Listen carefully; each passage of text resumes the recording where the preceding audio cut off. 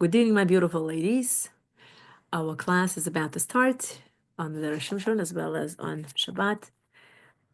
Right here, we continue. We're almost done with our booklet of Gift of Shabbos. Our class is dedicated for the zechut of the entire Klal Israel. May Kadosh Baruch Hu bring us out of Galut, benachad v'lo b'tzar, and may all the soldiers, may all the hostages return home immediately, in good health, safe and sound, intact, alive. And may there be no war all over the world. May there be peace. May there be peace in Eretz Israel, United States, wherever the Jews reside. All the singles should find the right zivug. All the sick people should have refuah shlema. Let it be leilu nishmat, all the niftarim and niftarot. And there should be parnasa tova, shalom bayit, briyut, refuah shlema, everything amazing coming to our lives. May Mashiach come, barachamim gdolim. May we witness the coming of Mashiach in good health and benachat and besimcha. Okay, we continue learning our precious gift Shabbos. We're almost done. Day 41. Shabbos, our work is done. In Parshas Yisro, we are commanded for 6 days you should toil and do all of your work. How can we finish all our work in 6 days? The Mechilta answers, on Shabbos, we should feel that all our work is done. We should try to forget our troubles and concerns and have trust that Hashem is taking care of everything. Thus, we will be able to enjoy the Shabbos day as we bask in Hashem's presence. One Friday night, a policeman came to the home of Rabbi Yaakov Yosef Herman Zatzal. I just received word that there is a fire in your first store. The fire department has been alerted and is doing its best to extinguish the flames. It is advisable for you to get there as soon as possible. Wow. Rabbi Yaakov Yosef thanked the police officer and then said, it is our Sabbath. I cannot be there until after it ends tomorrow night. The policeman looked at him in amazement. Your store is burning down, and you won't even go there to see what is happening? The entire Shabbos, Rabbi Yaakov Yosef showed no anxiety. He sang Zmiros, said his Dvar Torah at the table, and did not hurry to make Havdalah after Shabbos. On Motzei Shabbos, Rabbi Yaakov Yosef rode over to the 7th Avenue, where his first store was located, expecting to see it in shambles.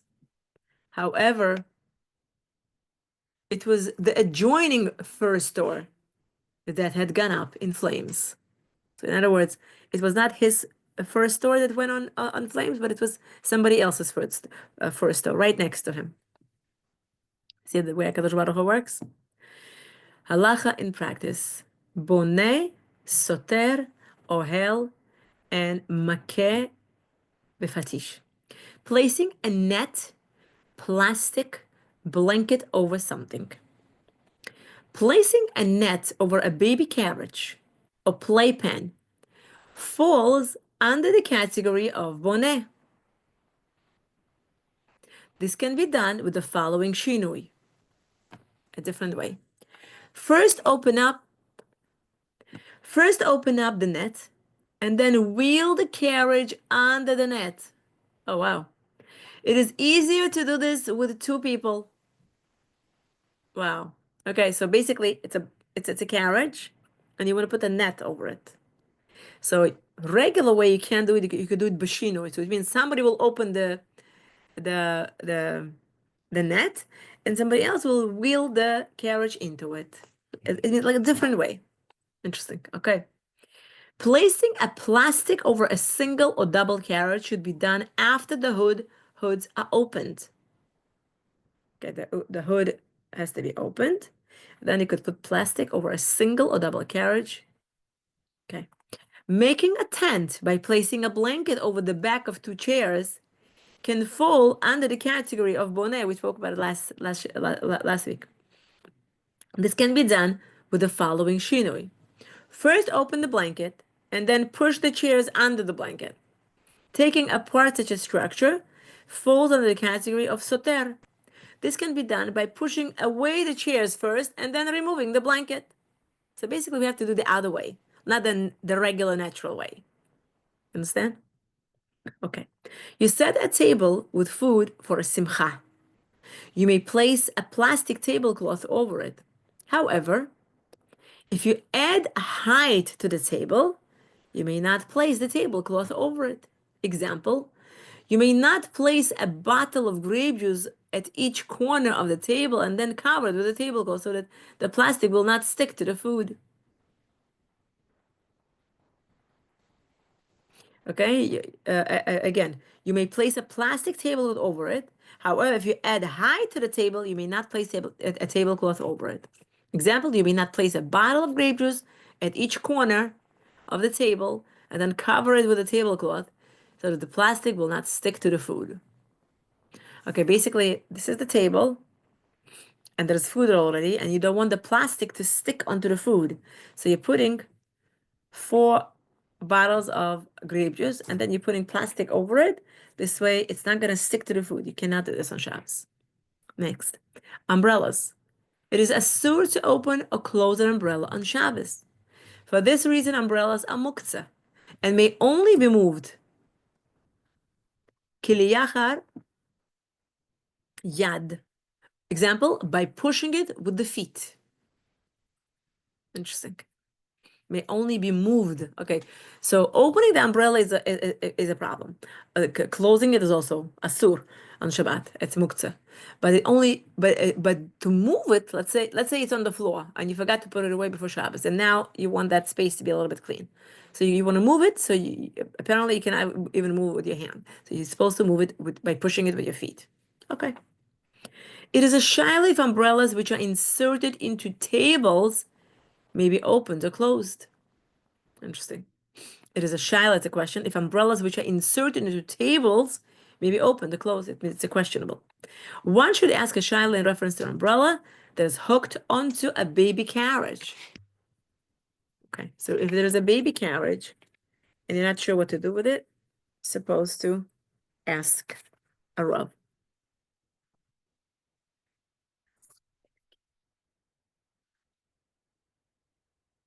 Very good. Thank you so much. Appreciate it. We're gonna go straight to Zera Shimshon on Tehillim. Okay, and we are on day 29. We're almost finished with this book also. Can you imagine? Baruch Hashem. Okay, Bezrat Hashem.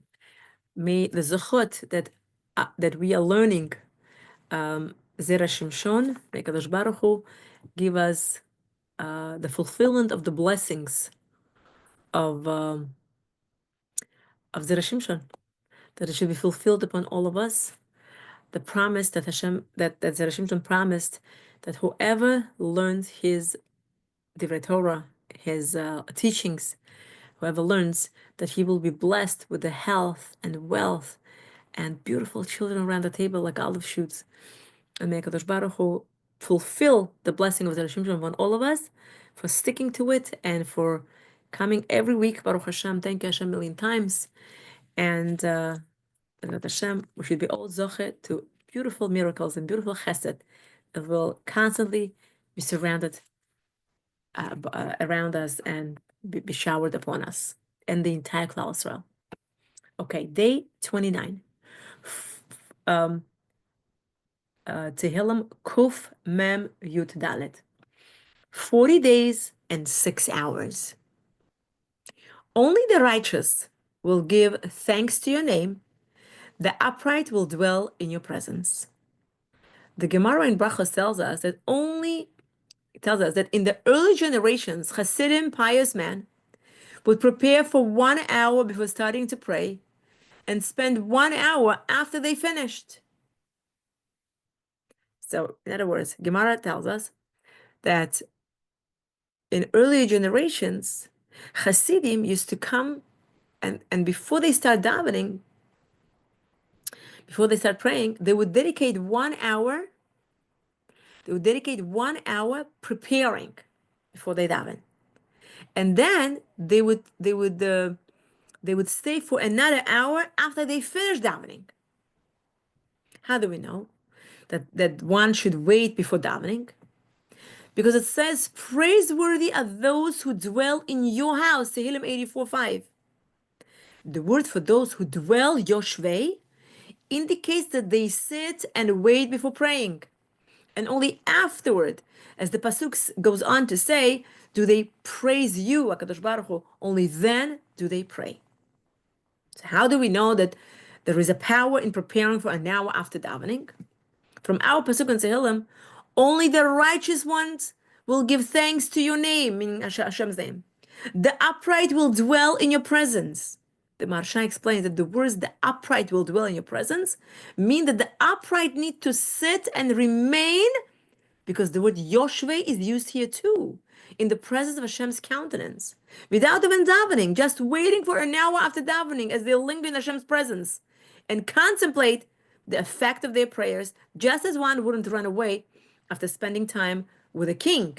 So too, one should sit and reflect on the time he spent with Hashem in prayer. This teaching of the Gemara can help us reconcile another statement from the Gemara. This one in Shabbos 89b, citing Rabbi Yoshua ben Levi.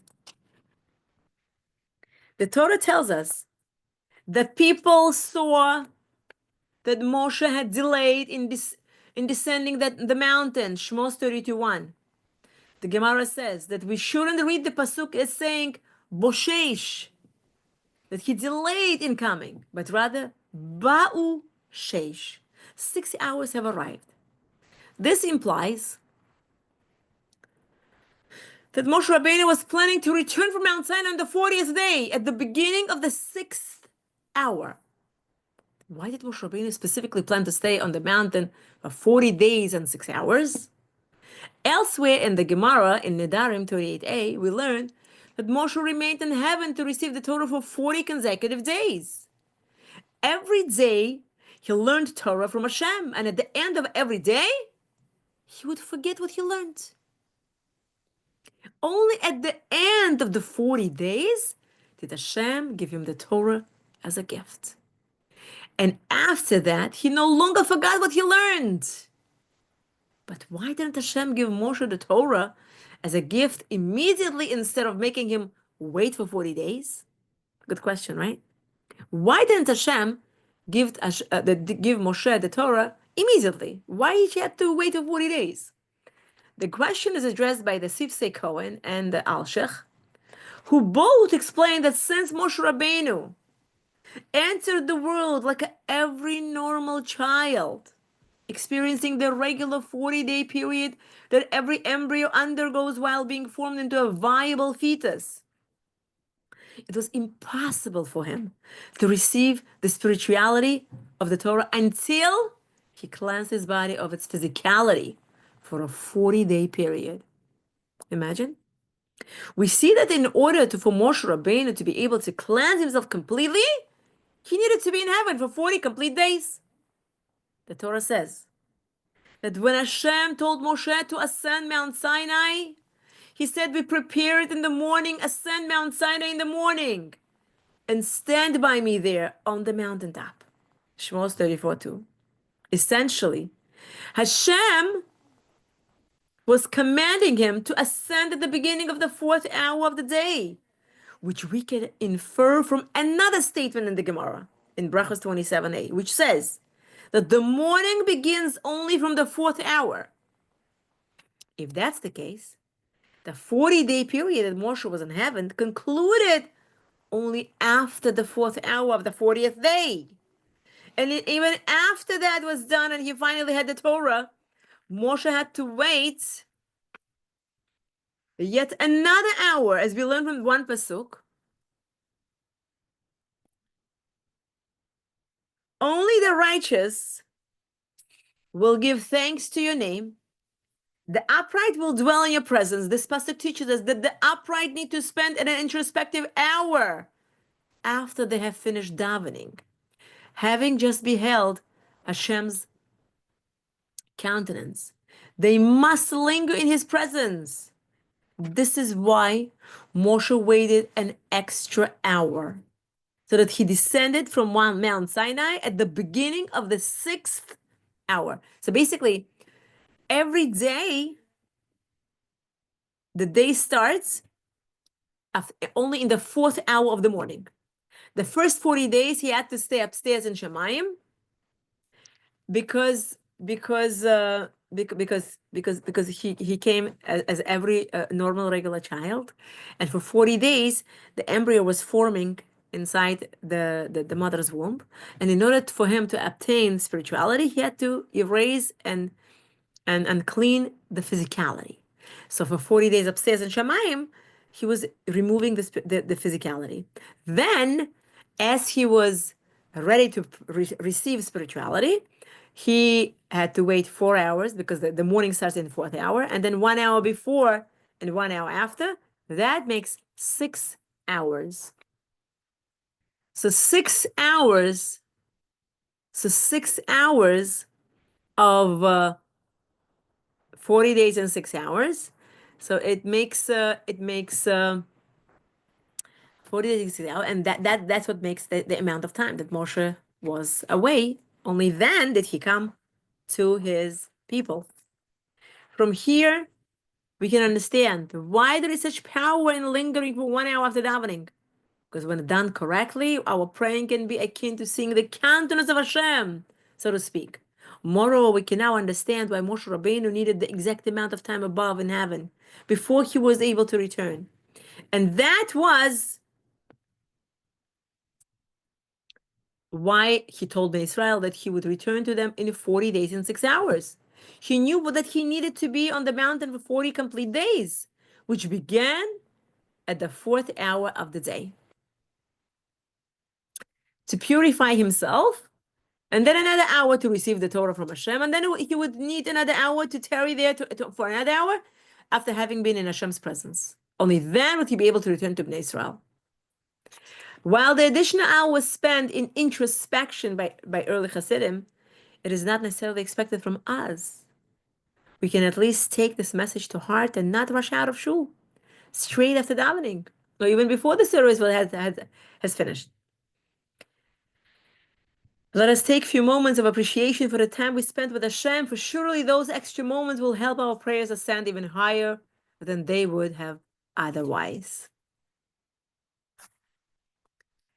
It reminds me of a beautiful episode. Years ago, I remember getting a CD on Bitachon. It was a shmuz on Bitachon, and I would listen to it in my car. It was by Rabbi Chafetz Chaim Rabbi Bin Shmuz Rabbi. My goodness, getting younger. Rabbi Binyamin, if I'm not mistaken, Rabbi Binyamin. Was it Schaefer? Something like Schaefer? Schaefer, that's it. Thank you. You got it. Rabbi Binyamin Schaefer. So he said something beautiful. I remember on one of the CDs, he said his daughter, he talked about his daughter when his daughter was, let's say 8, approximately.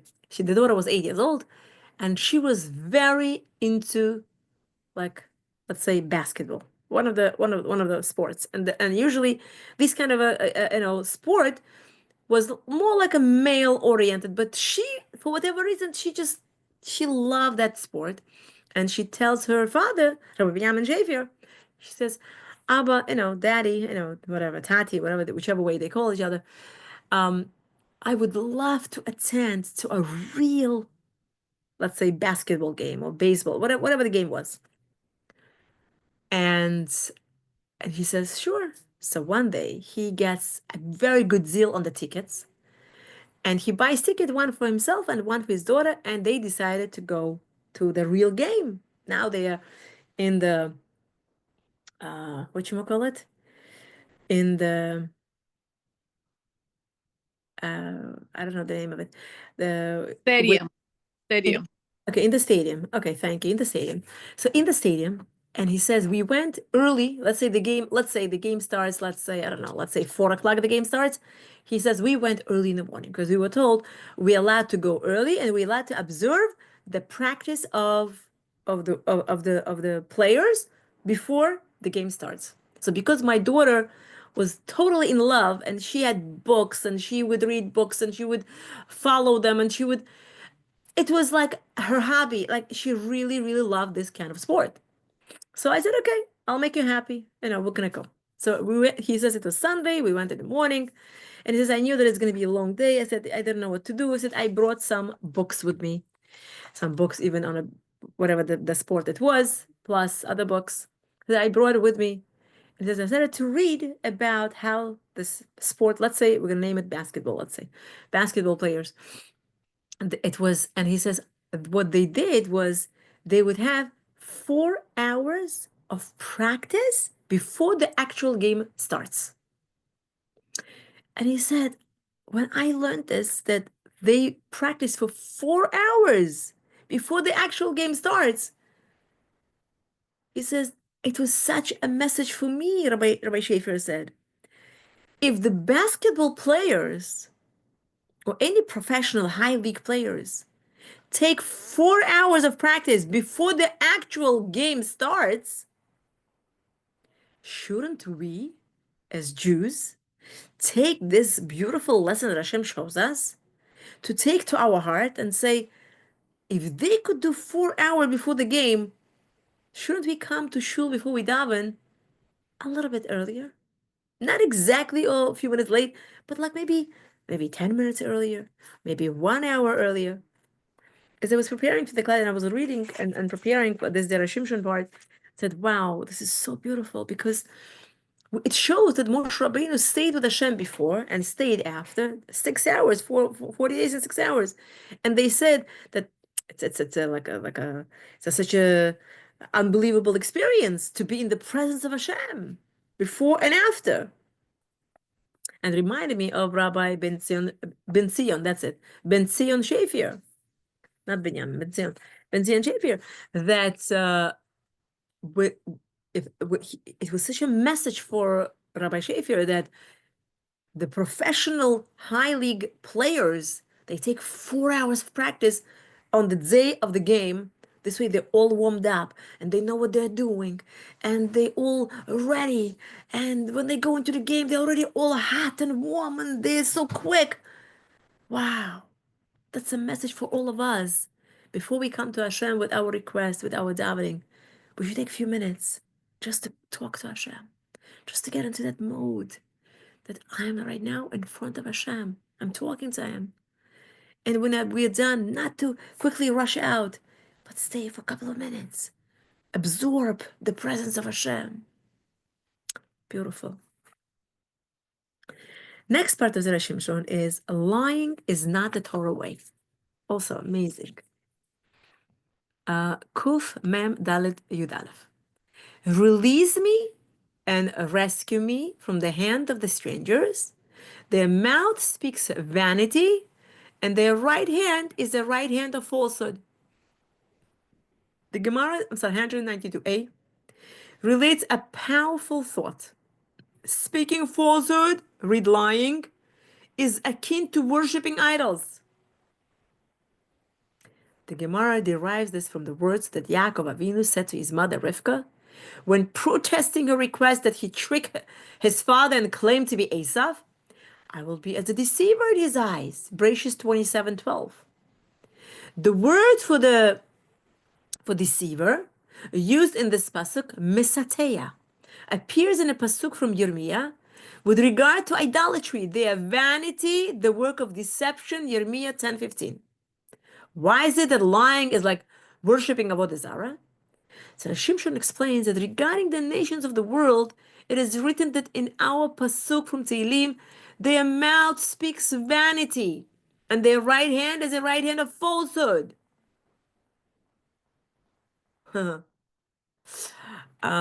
I continue, my daughter says to me, Dad, yesterday, I think, today, She says, Mommy, do you know that all the three hostages that were recently returned after so long not being home? I said, yeah. Do you know what I heard? What'd you hear?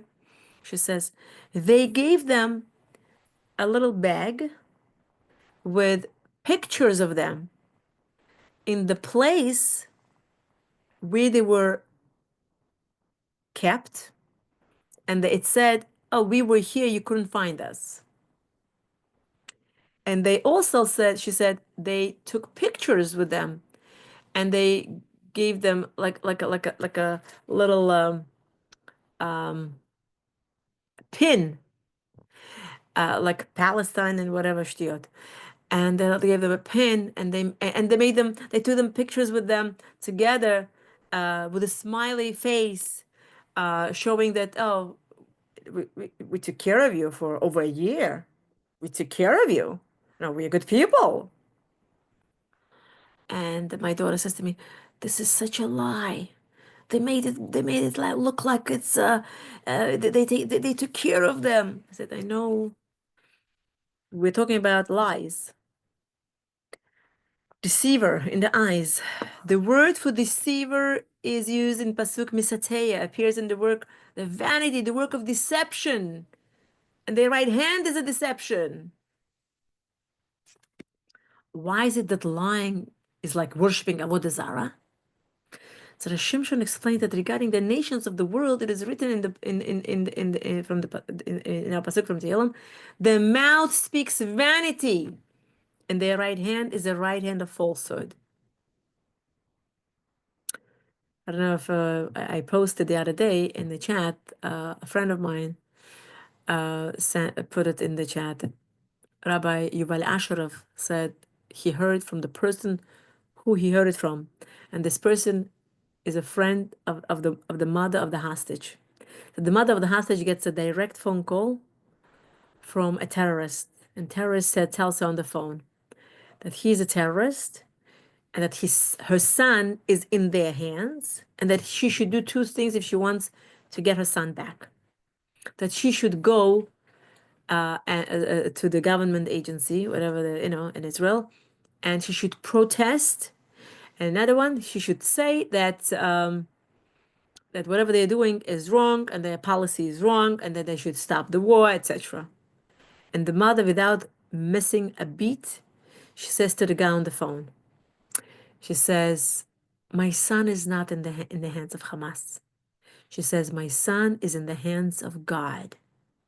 And by the way, so are you. You're also in the hands of God. When I heard this, I was like, wow. And Rabbi Yuval Asherov said, that's a strength.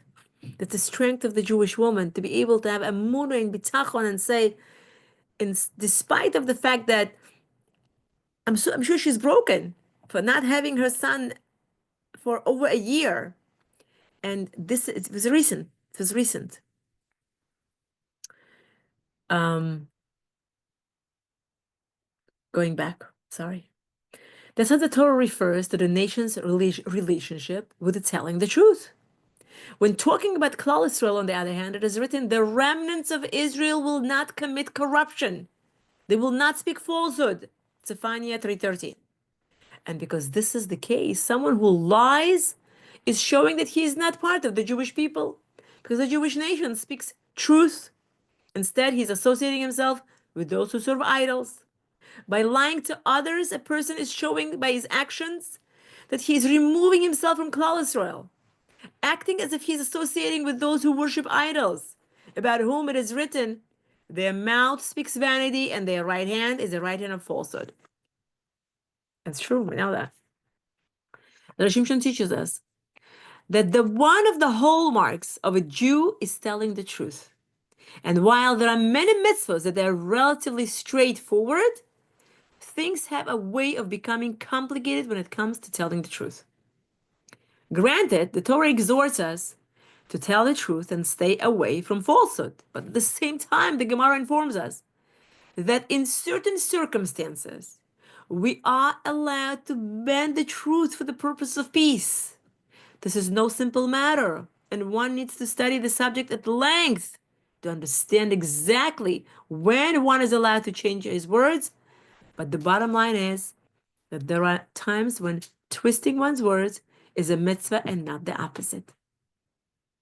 In the following story, we're going to talk about the Mechutan, Rabbi Moshe Brandman, Rosh Yeshiva of Mishkan Shmuel in Yerushalayim, who teaches us a beautiful lesson in how to use the words with the people that he just met. A wonderful lesson for all of us. There was a guy, his name was Josh. One day he came to see Rabbi Moshe Brandman, and he didn't realize that Josh, at that point of his life, he was not yet so religious, but it was an amazing, miraculous turn of events. He started learning in yeshiva in Yerushalayim. That day, Josh wanted to talk to Rav Brandman about his future. He wasn't sure what he should do, whether to come back to the United States or whether he should stay in Israel for another Zman or two. The truth is, he didn't know about a lot of things. He wasn't sure. Shiduchim, whether he should stay learning altogether or enter the workforce, whether his family would be able to come to terms with his choice of lifestyle. So Josh is discussing this with Rabbi Brandman, and he says, I have a mentor, he says.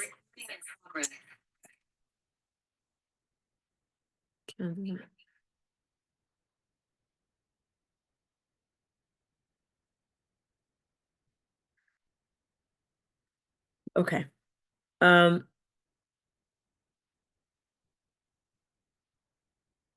So he says he wasn't sure. So he says he has a mentor in the United States, someone he looked up to, who ran a huge company and was very, very wealthy. And he said, and yet this man who is very wealthy, he would set a time for learning and gave immense amounts of money to tzedakah. So he says, I asked him, what's his name? I asked Josh. He says, Tzvi Gordon. Because I never heard of that name. But I said, okay, but I was familiar with the company that he was running. And says, and I was inspired that Josh admired someone like that, because despite of the fact that he was a wealthy man, he was running a big company, yet he set aside a time for learning. Okay? And he gave a lot of money for tzedakah. He said, not long after Josh left the country, he made his weekly Erev Shabbos visit to his father, of Brandman. His father lives in the apartment in Rehavia, and everyone in his family makes it their business to visit him often. When he left the building, he found his van and started driving back home. And as he passed the taxi stand in Rehavia, he saw a couple standing there. And the couple looked like they were waiting for a ride. So he stops by his car, Rabbi Brandman, and he says, can I help you? Can I offer you a ride? That's, by the way, a very common thing in Israel. People, whenever they see people standing on the bus stop or anything, they stop and they ask, where do you need to go? Come on inside, we'll give you a ride. So Rabbi Brandman stops by this couple, by the bus stop, by the taxi stand. He says, where do you need to go? Can I offer you a ride? He says, thank you very much. He says, get inside the car. We actually ordered a taxi, they said. And just as by the time Rabbi Brandman pulled up, another couple came out of the building, and it looked like they also needed a taxi. The taxi came, it was behind him. So the other couple said, we could use the taxi. So this couple said, okay, great, thank you. So they used the taxi, and they got the ride with Mr. Brandman, Rabbi Brandman. They go inside the car, and now the conversation starts. He says, what's your name, by the way? He says, my name is Tzvi, and our names are as Tzvi and Chani Gordon. He says, my light went off in my head. He says, I know the name of the person who you were. He says, I know the name of the person who had been I right away understood that he was Josh's mentor back in the States by that name. He says, "Are you Tzvi Gordon from Medallion?" As he looked at him curiously, he says, "How do you know where I work?" He says, "Well, let me tell you something." He says, "You don't know anything about me, but I know a lot about you." He says, "How's that?" He says, "Well, I had a student named Josh who worked for you before he came to learn in my yeshiva." Oh, he says, "Oh, you know Josh? He's a great boy." I agree. He says, "What's your name?" "My name is Moshe Brandman." He says, "And you were the Rosh Yeshiva where he's learning here?" He says, "That's correct." "Well, Rabbi Brandman," he says, "you definitely managed to produce a great Ben Torah." And he says, and how much he has grown. And says, "Okay, so tell me, where are we driving? Where are we going?" He says, "Okay, we need to go. Our kids live in Arze Habira." He says, "Great, that's on my way." "Why? Where do you live?" He says, "I live in Ramat Eshkol." The Ramat Eshkol, they looked puzzled. I said, "Excuse me," said Tzvi. "If you live in Ramat Eshkol, then Arze Habira isn't on your way. We really don't want to bother you needlessly, so maybe just drop us off near Shmuel Navi and we'll find our way from there." He says, "Absolutely not. I'm taking you to Arze Habira, and it really is on my way." He says, "Let me tell you," they weren't getting me. He says, "Let me tell you why Arze is on my way when I live in Ramat Eshkol. I just heard the story yesterday, which makes it especially appropriate." Okay. Not long ago, says a young couple decided that they wanted to go and visit Kever Rachel and do some davening at the final resting place of Mama Rachel. They left the apartment and headed to the nearby bus stop. They stood next to the stop in a way that made it obvious that they were in the market for a ride, but not so far from the stop that if the bus showed up, they would they would miss it. And sure enough, a car pulled up, and the driver, Hasidic Yid, asked them, "Where do you need to go?" They said, "Kever Rachel. Get inside, I'll take you. It's on my way." Grateful for the ride, the couple got into the car and settled into the back seat. "Where do you live?" They asked the driver as he pulled into the incoming traffic. "Ramat Shlomo." The couple looked at each other in surprise. "If you live in Ramat Shlomo, then Kever Rachel is not on your way." "Yes, it is," he insisted. "I don't understand you." The husband said, "If you said it's not on your way, but you want to take us there anyway, that would make sense. But why are you saying that it's on your way when it's not?" "Let me explain to you," says the driver. "You asked me how I could say that taking you to Kever Rachel is on my way when I live on the other side of Yerushalayim. But the truth is, driving you to Kever Rachel really is on my way because I'm constantly trying to drive on the road of life that will take me to Olam Haba. And that is my final destination. And because that's where I'm hoping to end up, doing a favor for you and taking you where you need to go is very much on my way." The young couple heard the driver's explanation and had to admit that it made a lot of sense. "Now, do you understand why I told you that taking you to Arze Habira is on my way?" he told the couple. At this point, as they were approaching the air of Shmuel Anavi and Arze Habira, "Rabbi Brandman," C. Gordon said suddenly, "do you ever come to the States?" "Of course, I have to fundraise for my yeshiva like every Rosh Yeshiva." "Well then," he says, "I would love it if you would make time to meet with me on your next trip." They exchanged the contact information, and then he drove home with plenty of time before Shabbos came in. 6 months later, he needed, 6 weeks later, I'm sorry, 6 weeks later, he needed to fly, Rabbi Brandman needed to fly to Chicago. It was a 6-hour stopover in New York. He decided to reach out to Tzvi Gordon and let him know that he was going to be in his neck of the woods. He replied almost immediately, "Happy to hear, where can we meet?" He says to him, "Well, we're coming from JFK. If you're coming from JFK, why don't we meet in Five Towns?" Tzvi Gordon says, "Great, just tell me where." He named the shul and the meeting was set. He comes to shul in Far Rockaway. Tzvi asked him a bunch of questions about the yeshiva, and Rabbi Brandman answered every one of them. And because they had a connection, it didn't take long because the hearts were connected. He wrote him a check. They thanked each other, wished each other warm wishes, and they left. They parted. As Rabbi Brandman gets into his car, he looks at the check. It was written for the amount of $10,000. This is for a first donation. That was pretty incredible. He says, I knew that a major thank you note was in order. A thank you note for a man who was without a question also headed very much on his way to his destination, driving on a smooth, straight road that would take him exactly where he wanted to go. Wow. Amazing, amazing, amazing. See, we do a favor for somebody else without thinking what I'm gonna get in, get back. HaKadosh Baruch Hu makes that this person will pay him back for his yeshiva as a fundraiser, etc. Amazing. Segula of Zera Shimshon. When someone does a chesed for you, we need to be able to show hakara satov. Hakara satov is a feeling of gratitude that we, like a thank you, and to show appreciation and gratitude. So the Shimshon goes out of his way to show tremendous gratitude to anyone who spreads his Torah.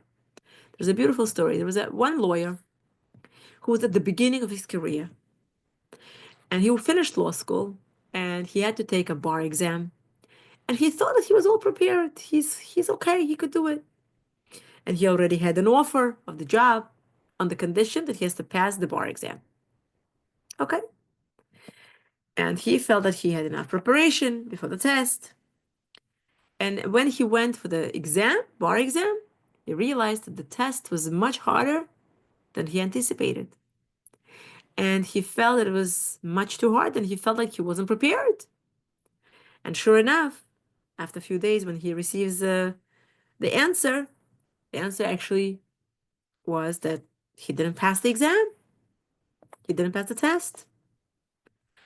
And he started to eat himself up. He said, how could I have done this? How could I not study enough? Is that how you prepare yourself for the career in law after working so hard? Is this how it's going to end now? His parents, when he shared it with his parents, when they heard about it, they said to him, number one, you have to study well and take the bar again. But before that, we want you to appeal the results of the bar exam with the argument that the questions had been way harder than in other years. And he says, as a lawyer, I didn't think, as a law school graduate, I didn't think that it would make a difference. And he says, and then they said the next thing is, you need to donate money to the Zera Shimshon Foundation, to all the tzaddikim who spread the Torah of Rav Shimshon Chaim Nachmani, and that he will stand by your side as an advocate. Fine. And also put aside time for yourself to study the Sefer yourself. But donate the money for the Shimshon to have, and make a promise that if the appeal will be successful, you're going to make another donation to Zera Shimshon. If the appeal will be successful. Fine. He said, I didn't think that it would work, the appeal, if I just tell them the exam was much harder than in previous years. I said, okay, I'll listen to my parents. I said, okay, I'll do it. He wrote a letter and appeared that he was not the only one. That there was an entire group who joined together to fight the bar results, intent on taking the matter all the way up to the Supreme Court. In the end, that's exactly what happened. Meanwhile, the Zera Shimshon Foundation took the matter of the bar results with much seriousness and sent out the name of this lawyer to a large group of people who learned Zera Shimshon on a weekly basis, asking them to daven for him. At the end, the appeal was partially successful. What was amazing was the fact that out of the 10 questions that had been submitted to the court in the appeal, the court accepted the appeal on 2 of them. The 2 that had been on his test that he had submitted as a part of his own appeal. The judges ruled that those 2 questions were unacceptable. And in the wake of their decision, his bar results were changed and he passed the test. Can you imagine? The moment he received the news that he had passed the bar exam, something flashed before his eyes. It was a bracha of Zera Shimshon, that one who helps him spread his Torah will merit both wealth and honor.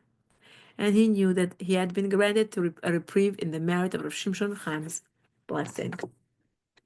Could you imagine that his bar exam that he initially failed because of the appeal that he filed and he wrote, it went to the court, and the appeal, he won the appeal. His bar exams were, the results were changed, and he passed the bar. Unbelievable, unbelievable. You would think it's impossible, but because Baruch Hu showed that everything is possible. Okay. Baruch Hashem, we are learning Zera Shimshon, and now we're going to touch upon Riding the Waves by Tamar Ange about Shiduchim. I know we started last week. We would like to continue. I'm going to just give a quick overview. This is the article by Rabbi Yisachar Friend on Shiduchim. We talked about how people contact him for their children, for their grandchildren, asking if he might suggest somebody, and how there was a man who was every night, instead of learning, now he was busy doing a research and looking for a shidduch for his daughter. And we talked about expectation modification, how it's very important today for both children and parents, whoever is in the parsha of Shiduchim, to be re-educated, that expectations lead to unhappiness, that we become unhappy or even depressed when the expectations are not met.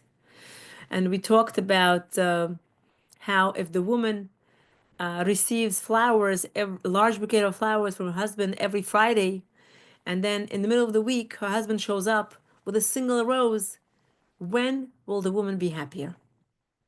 Will she be happier on every Friday when she expects a large bouquet of flowers, or in the middle of the week when she did not expect that single rose? And we said that, and Rabbi Yisachar Friend said, I'm not talking about an instance in which he's trying to make up for a recent fight. We're not talking about that. We're talking about Stam, that he's trying to build and bond with his wife. And we spoke that a woman is happier when she gets it in the middle of the week, when it's not expected. And we talked about how we learn it from Leah Imeinu from the Torah on her reaction on the birth of her fourth son, Yehuda. Hapa'am odeh es Hashem. This time, let me gratefully praise Hashem. Bereshit 29:35. Rashi explained that our imahos knew that Yaakov Avinu was going to bear 12 tribes, and she knew, Leah, that if there were going to be 12 tribes, there were 4 wives. So each wife will get to have 3 tribes, three boys. And when she got the 4th son, she understood, oh wow, now I have to praise Hashem because I got more than I expected. So whenever we get more than expected, we have to be extra grateful. It shows from the reaction of Leah Imenu. And we talked about how it applies to our Shiduchim in our time right now. And we talked about how it's unrealistic expectation guarantee to diminish the happiness of young people. We talked about that the first comes marriage and then comes love. And as much as we would like to convince ourselves that we're in insulated from communities, but we're still influenced by secular influences, and with some residual effects implanting into our psyches of many young men and women of marriageable age. They feel, and sometimes even express the feeling, that when the right one comes along, something special is going to happen. In other words, they're waiting to fall in love. And we talked about the word ahava, love in Hebrew, that the root word is hav, which means to give. We talked about it. And that it, and we talked about how after 20 or 30 years of marriage, couple, when they have a good functioning marriage, they love each other a lot more than when they just got married, when they were young. Why so? Because they constantly give to each other. And whenever you give, the more you give, the more you love.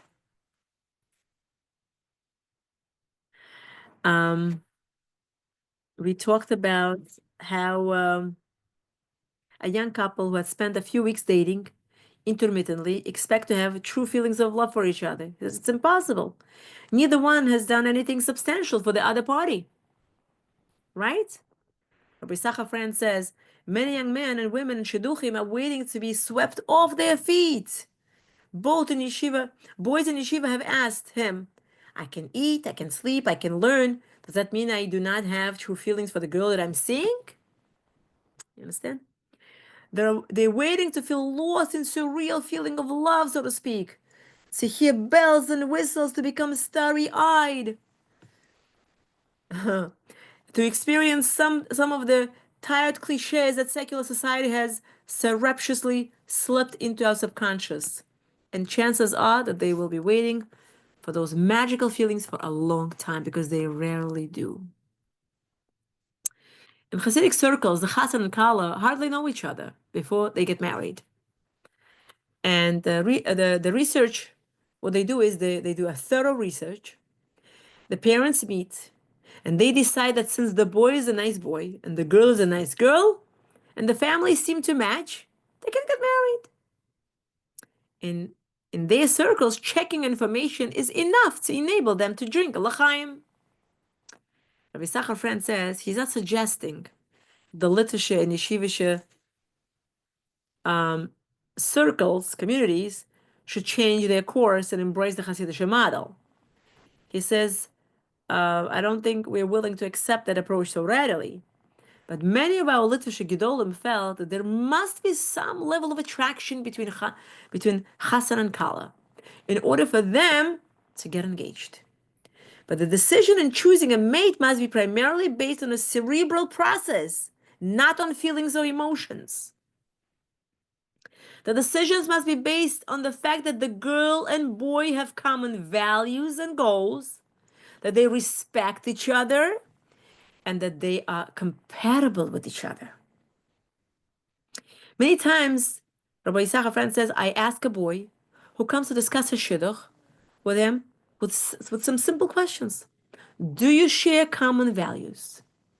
Do you like her? Do you enjoy spending time with her?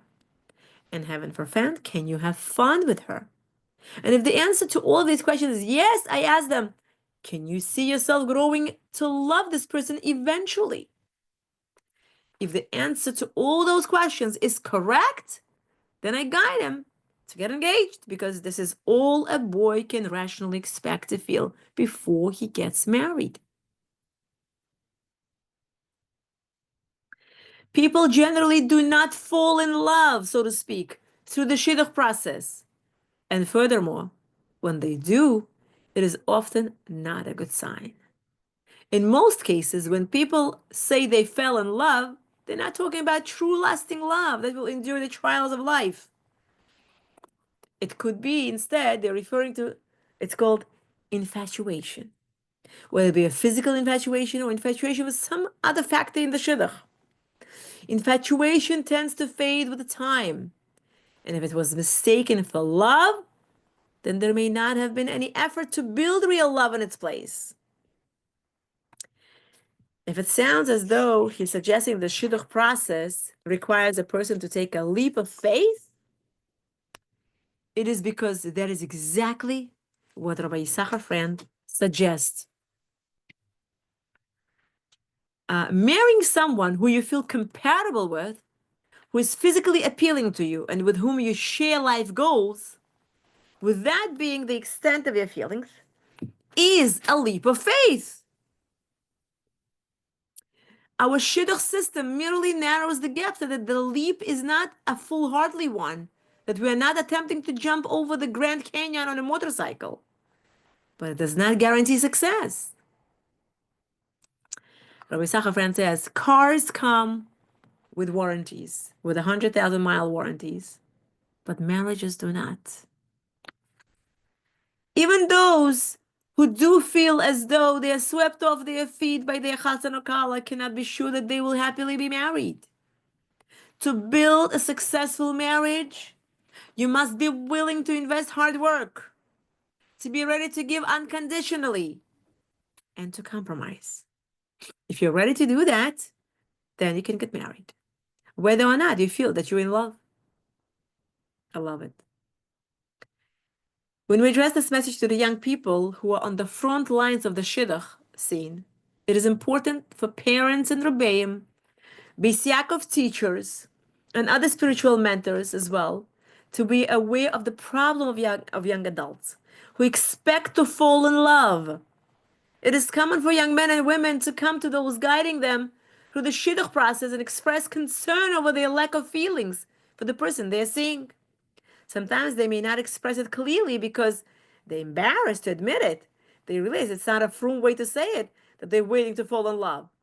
It may be going on in their minds. Nonetheless, it is important for parents and mechanchim to reassure those coming for guidance that there is no reason to expect such feelings, and to encourage them to take the plunge without those powerful feelings, as long as they feel compatible with the person and attracted to them. So in other words, Rabbi Sachar Franz says, if you're attracted to the other side, and if you feel compatible, then take a plunge. Just go ahead with it. Don't expect for the feelings of love to be there before. He brings a beautiful example of Rabbi Sachar Franz. Steak, air conditioning, coffee, iPads, but not a shidduch. He says there's another expectation that we must eradicate. One that is even more insidious and damaging in one's shidduch prospects than the expectation of falling in love, the expectation of perfection. Rabbi Eli Mansour said, the enemy of perfection is good. What does it mean? Rabbi Eli Mansour says that a lot of times young people go out and they see a young man or woman, right? And they say, oh, he's nice, he's good. But in their head, they think, oh, he's not or she's not perfect. He says, the enemy of perfect is good. But because people want to have perfection in their life, they don't settle, so to speak, for good. Why should we settle for good? We want perfect. But perfect doesn't exist. We are not perfect. We're going to expect a perfect one from another person. We live in a time and in a country that has managed to achieve perfection in many areas. Have you ever eaten in an upscale restaurant and ordered a 3-inch Delmonico steak? When the waiter brings it, he hovers around while you take your first few bites and then asks, how's your steak, sir? I'm sorry, you respond. This is too rare. I ordered medium rare. I apologize, he says. Let me take it back to the kitchen. He reappears in a few minutes later with your steak. You cut into it second time and he asks you again, how is your steak? Perfect. My steak is perfect. Another example he gives, Rabbi Yisachar Franz. You go out to your car on an extremely hot day and you turn on your air conditioner. It is still not cool enough, so you adjust it to 66 degrees Fahrenheit. Now your air conditioning is perfect. And he says, in his generation, or Yisachar Franz generation, not only they didn't have air conditioner, so it says they had to walk 5 miles to school, up the hill both ways in the snow. And he says we were not raised with cars that had air conditioners. Our first car, he says, was a 1972 Dodge Dart without air conditioning. He says, I hate the heat, but I had to live with it because we couldn't afford the air conditioning option. And we certainly couldn't afford the extra gas to fuel the air conditioner. We kept that car for 10 years. Then 1982, he says, they bought a used Chevy Caprice station wagon with air conditioning. He says, we felt so fortunate to have air conditioning. That was not, but that was not perfection. Perfection is what we had one summer. My wife and I, he says, went on a vacation, and the rental company did not have my mid-size Ford in stock. When I came to pick it up, he says, they upgraded me to a Nissan Murano, an SUV at no extra charge. This car was perfect. Why? Because now, when it comes to Shiduchim, one of the most frequently overlooked factors is temperature control.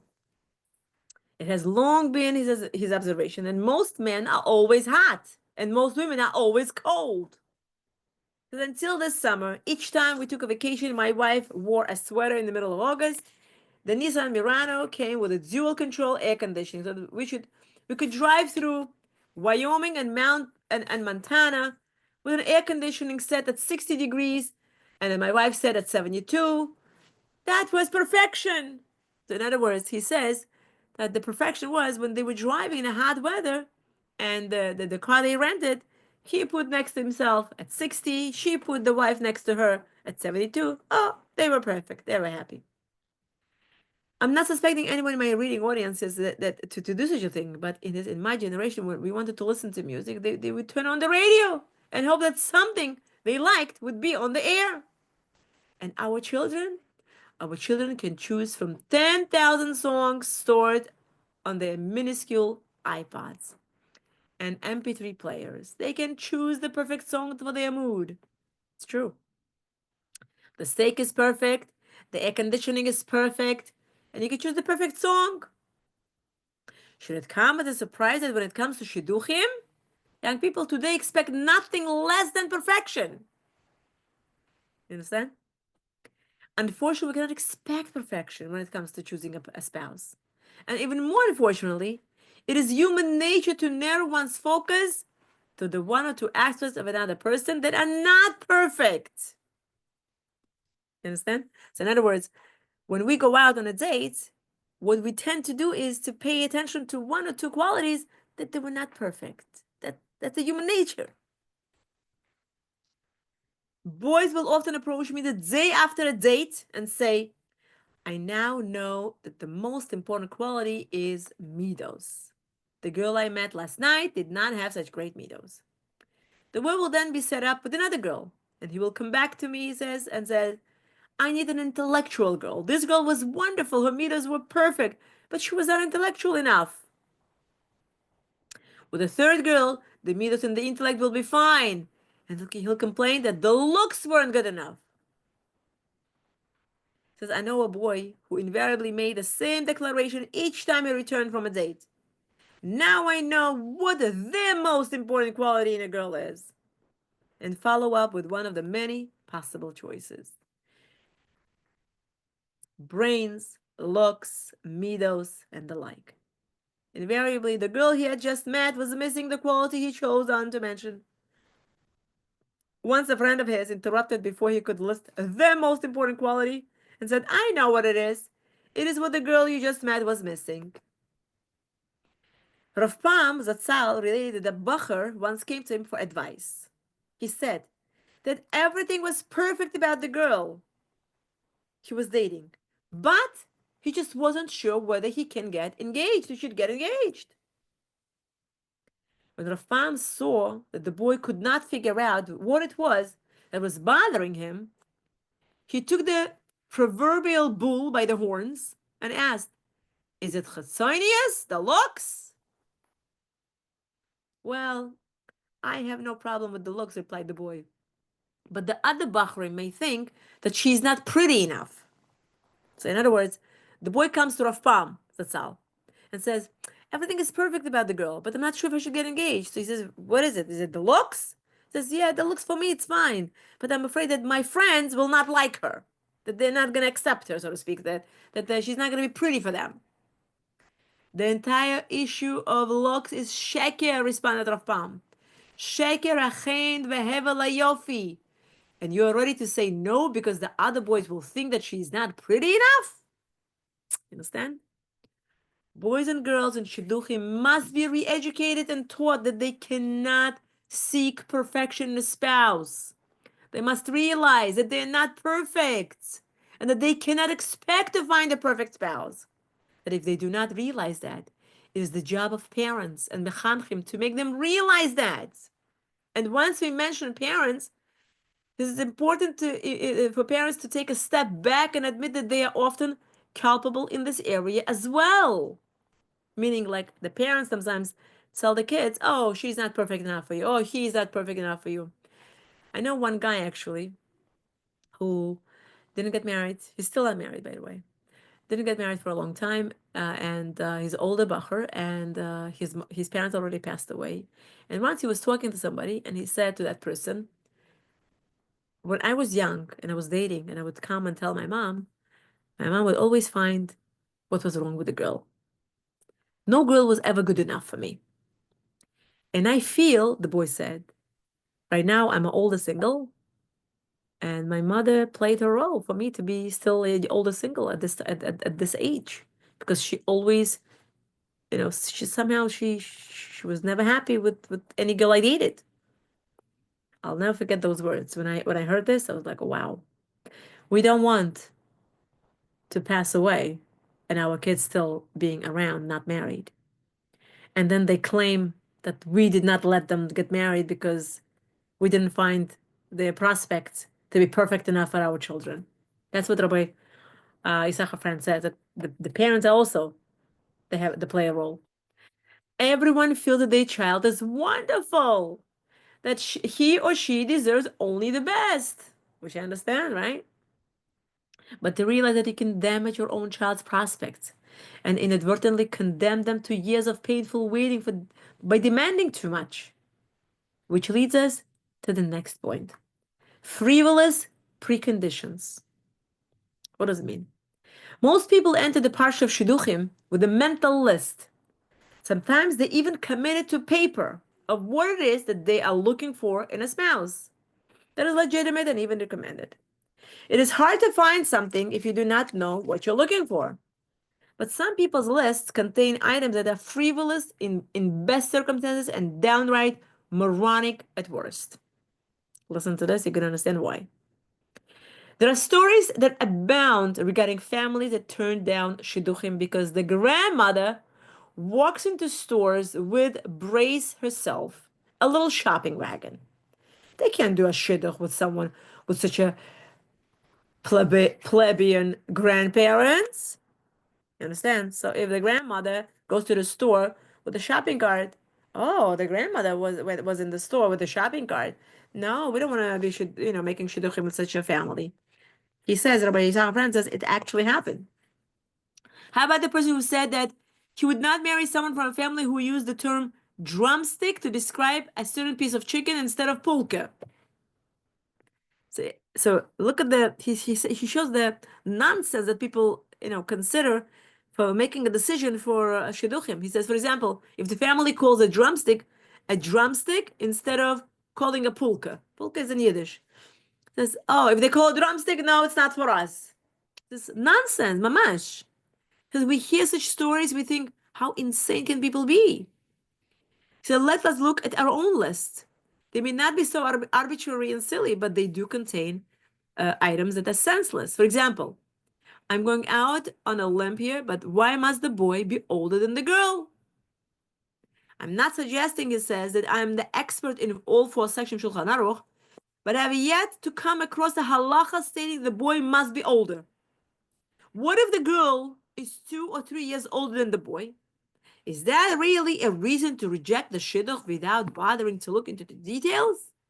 Because I agree that if a boy is 21 and the girl is 25, then maybe the maturity gap may be too wide to reconcile.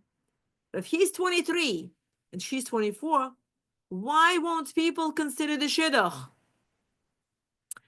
And by the way, regarding this, I personally was trying to put together boys and girls of a shidduch age. And whenever I would offer a boy of a shidduch age, a girl who is a year older or a year and a half older, I felt resistance. The boy would say, no, I thanks, but no thanks.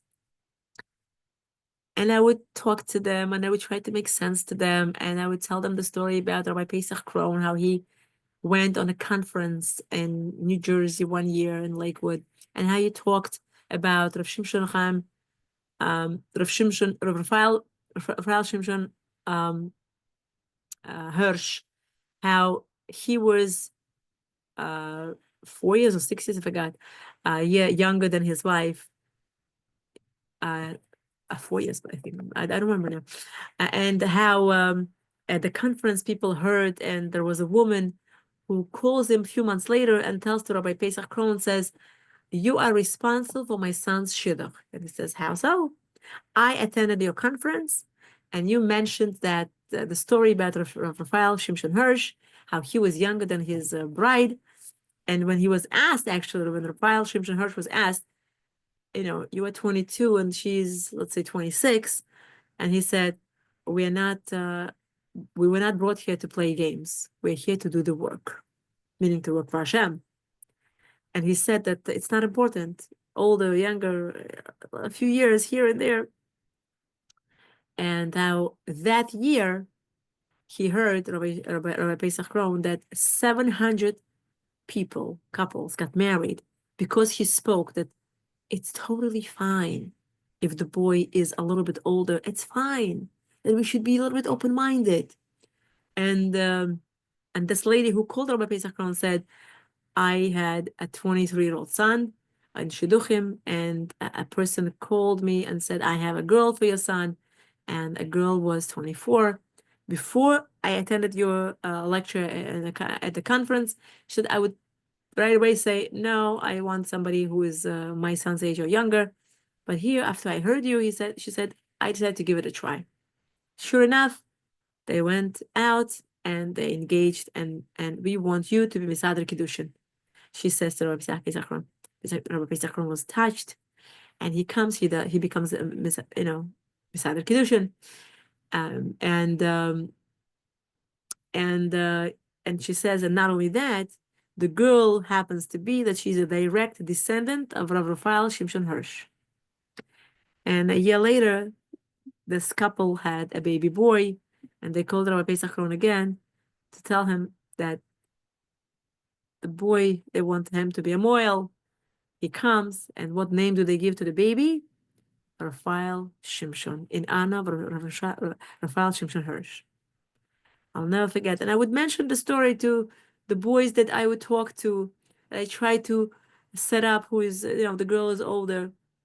Those that I personally tried, they were not interested. And even though if you talk to them, they were highly intelligent young men, very highly intelligent, doctors and all that stuff. And yet, if I offered the girl who is older, they would politely brush it off. And was I bothered? A lot. Because I feel that such a great girl, why to let go of such a beautiful, beautiful prospect of a shidduch just because she's a year older? Big deal.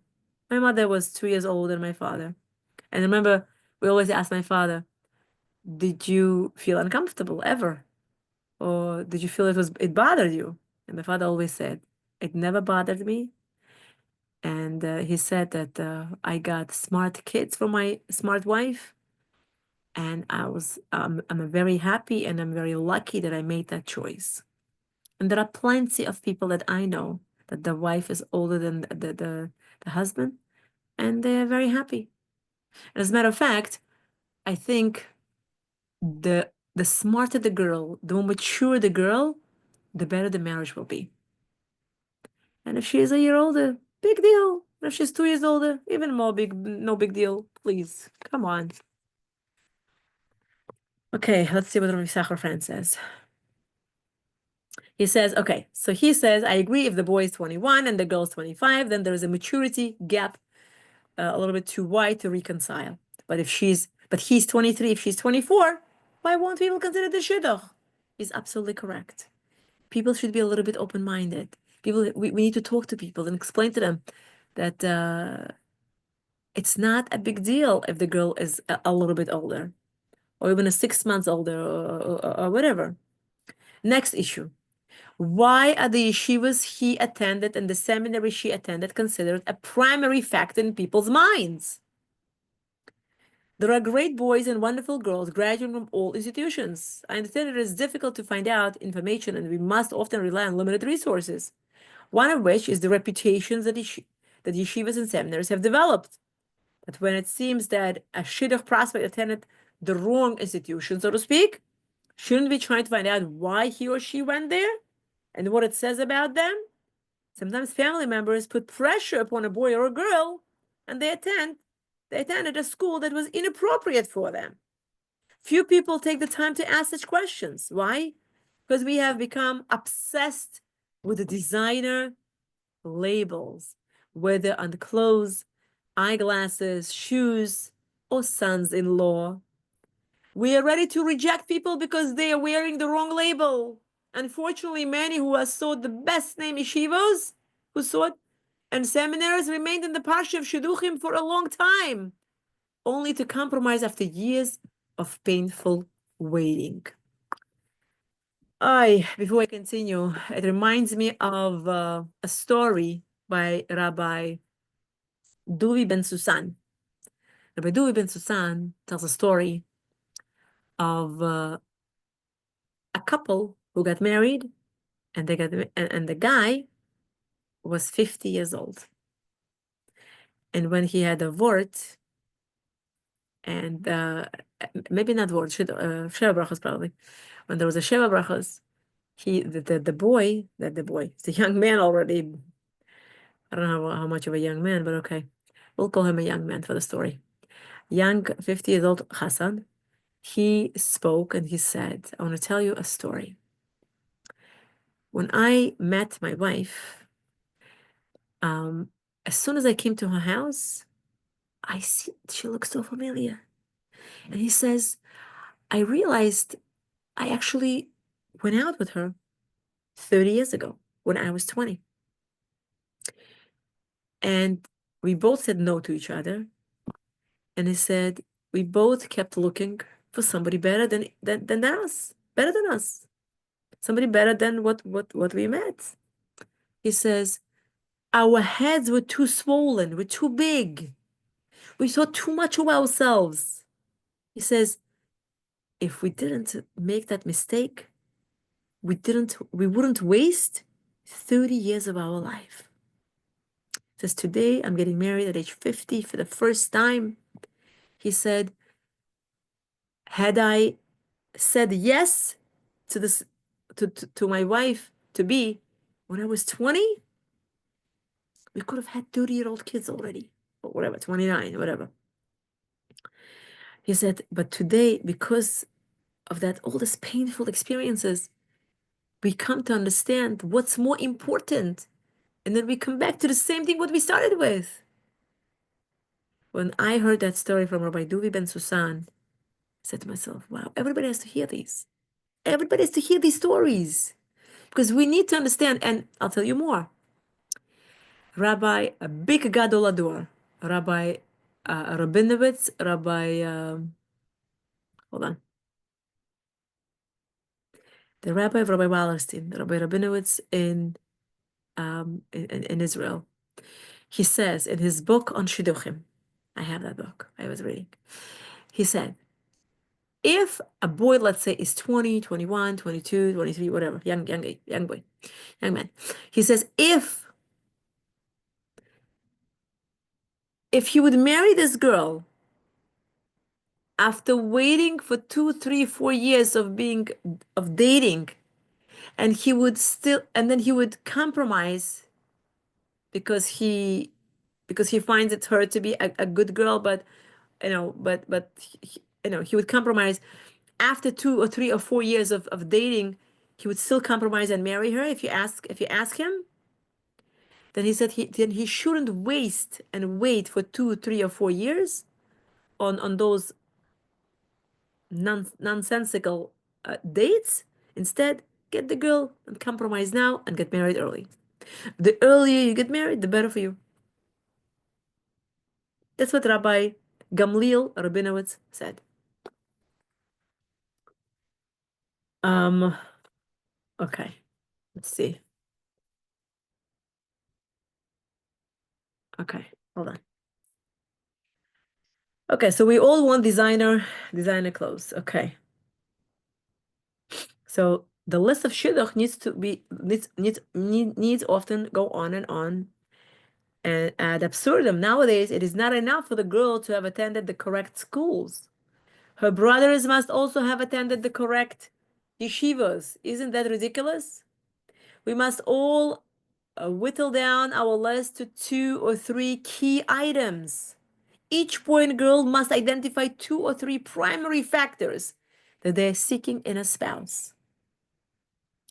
I'll repeat for a third time, just to be sure that no one missed it. 2 or 3 factors, not more.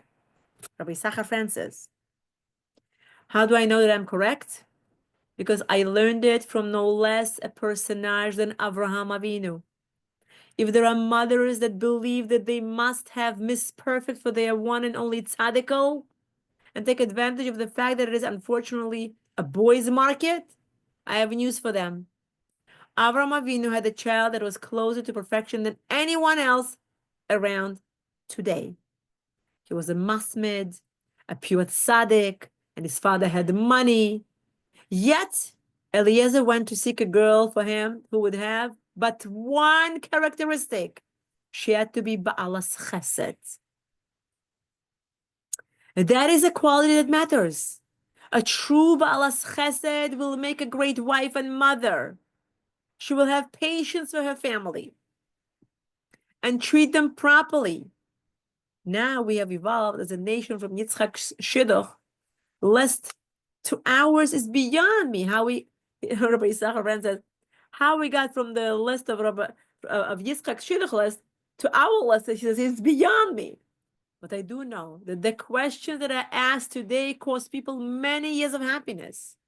If it makes a difference how the mother of the girl dresses when the lights candles on Friday night, tzichel or shetel, whether the tablecloth is covered in plastic at the Shabbos seudos.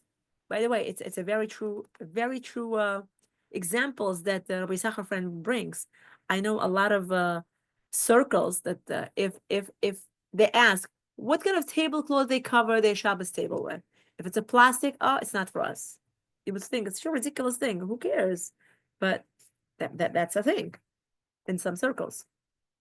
That's what he says. If it makes a difference that how the mother or the girl dresses when she lights candles on Friday with the Friday night, tzichel or shetel, whether the tablecloth is covered in plastic at the Shabbos seudos, or whether they use paper napkins or cloth. Some people ask these questions. Imagine. Then we'll continue to see a lot of girls or boys waiting endlessly. Does it really make a whit of a difference whether the boy wears tie shoes or loafers? Please realize that I'm not fabricating these examples. These are questions that people have actually asked. There are other questions have been asked about young women, but I'm embarrassed to put onto a paper. Wow. I'm addressing the boys and girls currently in Shiduchim, but even more importantly, I'm addressing the parents who, being married for a minimum of 20 years, by the time their children are in Shiduchim, should know that these factors make no difference. The list issue is one that I think is responsible for hundreds, perhaps thousands of aging singles waiting endlessly. Before pointing fingers at others, we should ensure that we are not harming our own prospects by searching for the perfect boy or girl that has yet to be created. So in other words, Rabbi Yisachar Franz says, Mother Nature didn't give birth yet to the perfect shidduch. Opening up. I want to move on to the next issue that often occurs during the dating process. First dates are easy. Did you go to Eretz Yisrael? Which camps were you in? How many siblings do you have? As things progress, however, the conversations must turn to more serious and personal topics. This is where many Shiduchim get stuck. People are afraid to open up. One of the most prevalent complaints from boys who have gone out several times with a girl is, it is all perfect on paper, but I feel nothing. Inasmuch as we began by stating that expecting to feel love toward a girl or boy during the dating process is impractical, there must be some emotional bond between them in order to get engaged. The only way to feel anything is to open up a little. I'm not talking about expressing deep feelings toward one another. That may be lacking in sneers and should be avoided. But you must open up about who you are.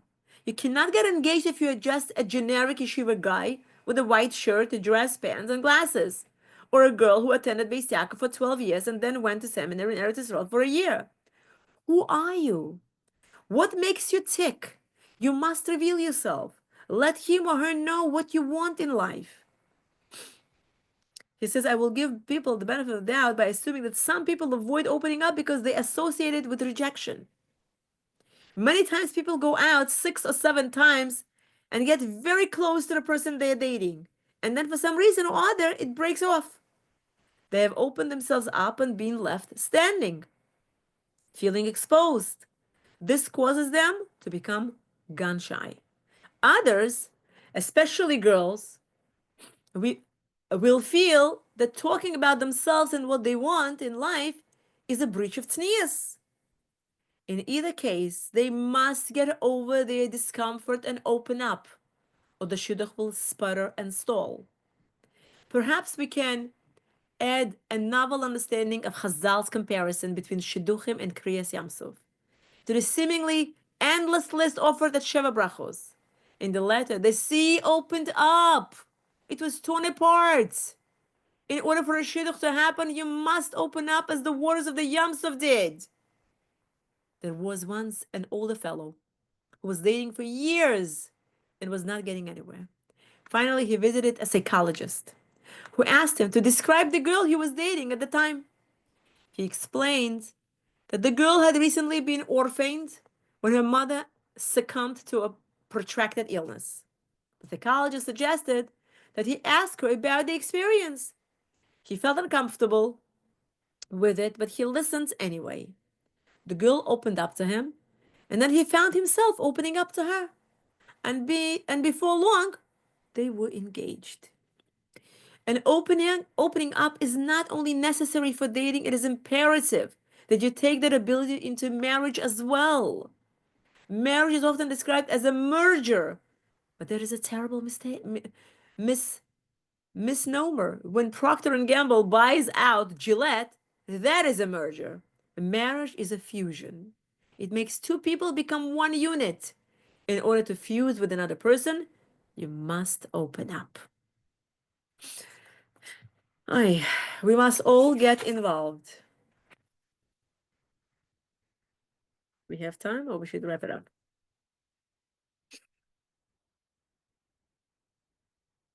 Okay, let's go just a few minutes. We must all get involved. Until now, we have discussed Shiduchim in terms of the people who are dating and their family members.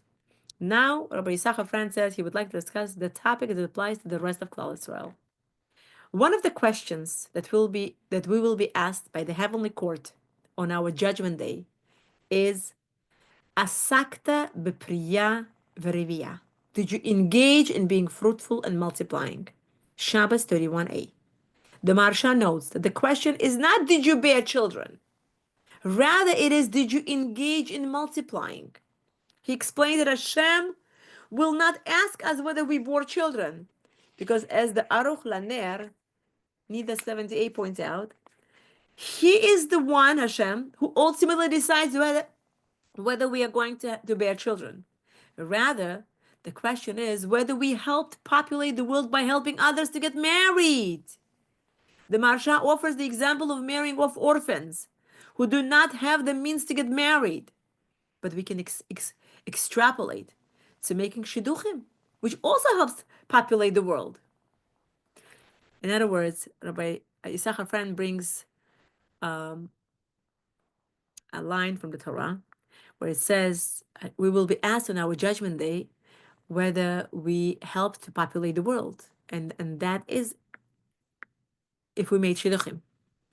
As a matter of fact, Rabbi Pesach Kron said that every time one of his children became of the Shidduch age, before he would find a Shidduch for his own child, he made every business possible to help somebody else's child with the Shidduch. And he said, 100% out of the 100, whenever he helped another person's child with a shidduch and the couple got married, right away, out of nowhere, the shidduch happened for his own child. He didn't even try. It just happened. It just came literally on his lap. Whenever we help somebody else, when we have the same need ourselves, Hashem answers us right away. Several organizations have been founded to help with this problem of Shiduchim. He says, everybody should try to make 3 Shiduchim. The reason it may be impractical is because not everyone knows boys and girls in the Parsha. But there are several things that we can do all to minimize the Shidduch problem. Several organizations have been founded to help with this problem. Some organizations provide financial assistance to Shatchanim so that they can free themselves from Parnasa issue and concentrate on making Shidduchim. If you cannot make Shidduchim on your own, at least contribute to the process by enabling others to do so. Another thing you can do is to listen. Because I'm in the fortunate position to have access to boys who are of age. I get many phone calls, says Rabbi Sachafran, regarding Shiduchim on every day of the year, including Erev Yom Kippur. It shakes me up to receive phone calls at such times because it shows how desperate people are to marry off their children. Many times there is nothing he can do, meaning Rabbi Sachafran, there's nothing I can do. But I try to listen. Because I recently received a phone call regarding a Shidduch from a woman from Florida. When we finished the conversation, she said, "Thank you for listening."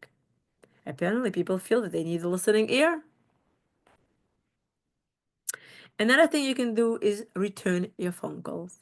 You may know information that another person needs in order to go ahead with a shidduch. Someone once told me that the verse "V'ha'ish Moshe anav mikol ha'adam." Now the man Moshe was exceedingly humble, more than any person, Bamidbar 12:3, means that Moshe Rabbeinu would return his phone calls. While I cannot vouch for his interpretation of the verse, I took the underlying message to heart, and I tried to return all phone calls. But when someone leaves a message regarding a shidduch, I will spare no effort in returning the call. I know that people in this parsha are in pain, and even if I cannot provide the information they need, I can listen. It's true. People get offended when you don't return the calls, etc. Just pick up, return the call, and listen. Daven. It should go without saying that we should all daven for those unfortunate enough not to have found their shidduch. But I want to point out that shidduchim in an area in which tefillah seems to be extremely potent. The Talmud in Tanis 4a states that 3 people made improper requests from Hashem. 2 received what they requested, and 1 did not. What were the requests? Eliezer, Avraham Avinu's servant, said that he would take the girl as a wife for Yitzchak, who would offer him water to drink. Shaul said that he would marry his daughter off to whoever would kill Goliath. Yiftach vowed that if he was successful in fending off the Ammonites, he would consecrate the first thing to walk out of the door of his house. The Talmud explains why these requests were improper. What would Eliezer have done had the girl who offered water been incapacitated? What would Shaul have done had the person who killed Goliath been a slave or a mamzer? And what would Yiftach have done had the first animal to walk out of his door been impure? Tosfos suggests that a 4th person should be added to the list. When the Jewish people were conquering Eretz Israel, Kalev offered his daughter to the person who would conquer Kriyas Sefer. Tosfos points out that his offer was as dangerous as King Shaul's, because the one to conquer it could have been a slave or illegitimate. The Talmud concludes that Hashem answered Eliezer by sending Rivka to offer water, and Shaul by sending David to kill Goliath. In Kalev's case too, Asniel ben Knaz, Kalev's brother, conquered Kriyas Sefer and married his daughter. Only Yiftach was punished for asking improperly. The first one to walk out of his house was his daughter, who was then sent away to live in solitude because she was consecrated. What is the common denominator between the three people who asked improperly and nonetheless received what they wanted? All three involved Shiduchim. Apparently, when it comes to Shiduchim, Hashem is willing to accept any request, even a seemingly silly or dangerous one. Wow. Let me add one more ingredient that you can put to work in your quest for your Shidduch or your child's Shidduch. It is difficult to imagine that there is a single from family that does not have at least one aging single in Shiduchim. We are all in this problem together. The Talmud in Bava Kama 92a states that a person who begs for mercy of his friend and he needs mercy in the same area, he gets answered first. Let us put that teaching to work. Don't limit your tefillos to your own family members. Take down the names of some friends or some of your neighbors' children and daven for them too. I love it. And we know it. There is an organization called Daven for Me. And if you want to look them up on Google, you could contact them. They send you one Perek Tehillim to say every day. And they will say a Perek Tehillim for you. And you tell them what is your need, let's say for Shiduchim. And they give you the name to daven for, and they take your name down to daven for. And Mashiach at the end of the Shidduch crisis. Finally, when we are davening for Shidduchim, let's not forget to daven for Mashiach. What does Mashiach have to do with Shidduchim? In Eicha, we read a verse. Besuloseha nugos vehi mar la. Her maidens are afflicted and she too is embittered. 1:4. At the time of the destruction of the Beis Hamikdash, the young maidens were afflicted. Why? The Targum explained that they were lamenting the fact that they were no longer able to go out and dance in the vineyards on the 15th of Av and Motzei Yom Kippur. Do you know that how Shiduchim were made in the times of the Beis Hamikdash?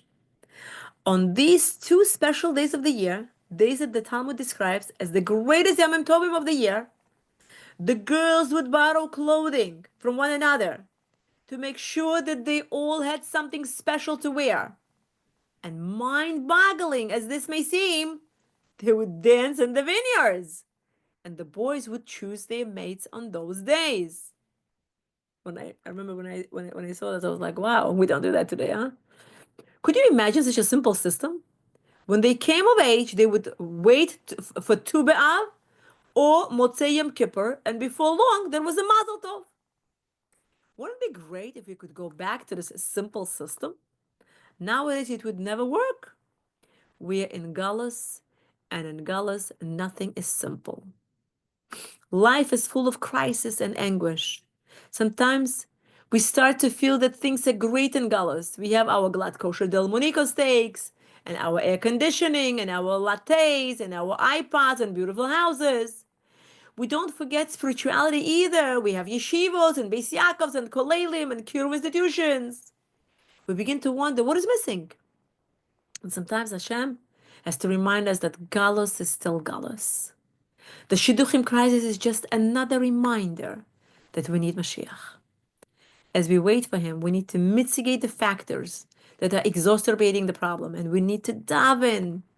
If we come together as from people to help all the unfortunate young men and women and their families who are suffering so much, it seems that Hashem would respond in kind and return us to a time when we will have a Beis Hamikdash, and the word Shiduchim will no longer be associated with the word crisis, but with the happiness and joy that prevailed long ago on those two holy nights of the year. Isn't it beautiful the way Rabbi Sachar friend put it together? All the points. Kadosh Baruch Hu should help us all. With that, I want to give you all a blessing. First of all, thank you. Thank you so much for coming and listening. I know it's ice outside, it's cold and freezing. Baruch Hashem, we all by our computers and we are by the Zoom and listening to the beautiful teachings of Zera Shimshon, of Shabbos, of recommendations on Shiduchim by Rabbi Sachar friend. B'ezrat Hashem, the zechut of our learning, may Kadosh Baruch Hu make all the Shiduchim for all the singles to be easy and smooth. May we all be blessed with the health, with the wealth, with the briyut, refuah shlema, parnasa tova. All the singles should get married, B'ezrat Hashem, this year to the right one, with clarity and with ease. And should be parnasa tova ad blidai. And may HaKadosh Baruch Hu bless us all with everything what we need and what we want. It should be great and good for us. And may Shiduchim go smooth for the entire Klal Israel. And may we learn just a little bit at least from what we have learned, because there were a lot of points that we touched. Would it be whether the wife is wearing a tzichel or a sheitel at the Shabbos candles, or whether it's a plastic tablecloth or a cloth tablecloth. All the small little shtuyot that we shouldn't pay attention. We should be smarter than this. We should go above that. And we should remember how in previous generations, our great-grandmothers and great-grandfathers, they were looking for Shiduchim. One midah, chesed. A girl, we learned in the book of Tzniut, Daughters of Dignity, there are two qualities a girl must possess. One, a quality of chesed, and two, tzniut. It says if the girl has these two qualities, she's good. She will make a great wife and a good mother. And regarding the boys, they said there are bekiso, bekaso, bakoso. What it means? Rabbitzin Esther Jungreis talks about it in the book Committed Life. She says, you test a guy how easily he gets angry. If he gets easily angry, that's not a good sign. Another one, she says, bekiso, bekaso, bakoso. How he handles his pocket. If he's stingy or generous. If he's stingy, not good. Not good. And the third one for the boy is how he handles his liquor. And she brings it a source from the Torah. Why? These are three qualities that we have to test the boys with. We give a boy to drink something to see how he can handle it. The wine goes in, the truth comes out. And usually if they're able to be content and well behaved and they don't go crazy, there is no bad words coming out of the mouth, there is no throwing chairs or whatever, chas v'shalom. So these three for the boys, how generous he is, how he can handle his anger, and how he can handle his liquor. And for the girls, chesed and tzniut. But Hashem should give us all siyata d'shmaya, and we should all daven for each other, and the zechut that we help each other, listening ear, and try. B'ezrat Hashem, HaKadosh Baruch Hu should help all of us in all our endeavors, and especially in the area of Shiduchim, that should go easy for our children, and for whoever we know that is going through this. Please take their names down and daven for them. May Hashem bless us with success in this area and in every area of our lives. I love you all. Stay warm. Thank you.